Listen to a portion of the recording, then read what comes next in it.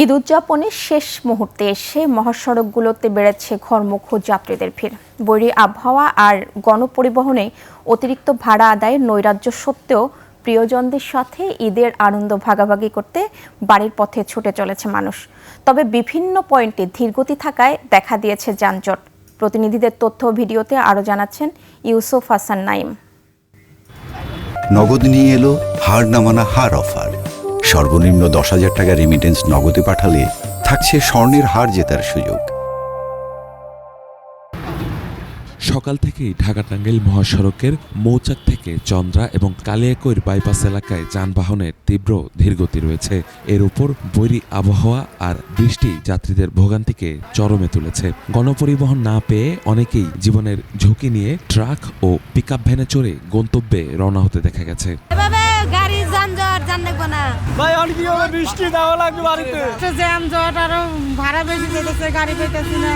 ঢাকা চট্টগ্রাম ও ঢাকা সিলেট মহাসড়কেও যাত্রী ও যানবাহনের চাপ কয়েক গুণ বেড়েছে। তবে সকাল থেকে যান চলাচল স্বাভাবিক থাকলেও দেখা দিয়েছে চরম গাড়ির সংকট। ফলে দীর্ঘক্ষণ রাস্তায় দাঁড়িয়ে থাকতে হচ্ছে যাত্রীদের। 200 টাকা, ওই ভাড়া এখন 350-400। বাসের জন্য দাঁড়িয়ে আছে, বাস তো নাই, তারপর হচ্ছে ভাড়াও বাড়তি।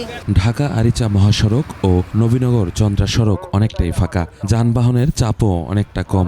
সকাল থেকেই বৈরী আবহাওয়ায় অনেকটা বেগ পেতে হচ্ছে ঘরমুখ ছুটে চলা মানুষদের। ঢাকা সিলেট মহাসড়কের নরসিংদীর 52 কিলোমিটার এলাকার চিত্রও একই রকম। মহাসড়কের গুরুত্বপূর্ণ মোড়গুলোতে যানবাহনের ধীরগতিতে বাড়ছে যাত্রাপথের সময়।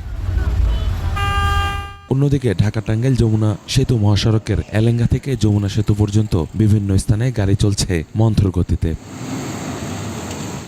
যমুনা সেতুর পার হয়ে বাড়ি ফিরছে উত্তর দক্ষিণাঞ্চলের 22 জেলার মানুষ। অন্যান্য সময়ে যানজট ও দুর্ভোগ থাকলেও সকালে যমুনা সেতুর পশ্চিম সংযোগ 4 লেন মহাসড়কে বাস সহ অন্যান্য গাড়ির চাপ বেড়েছে।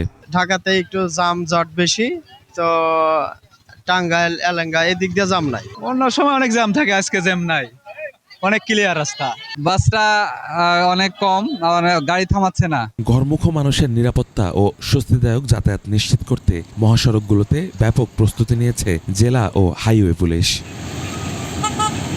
ইউসুফ হাসান নাইম, 21 টেলিভিশন।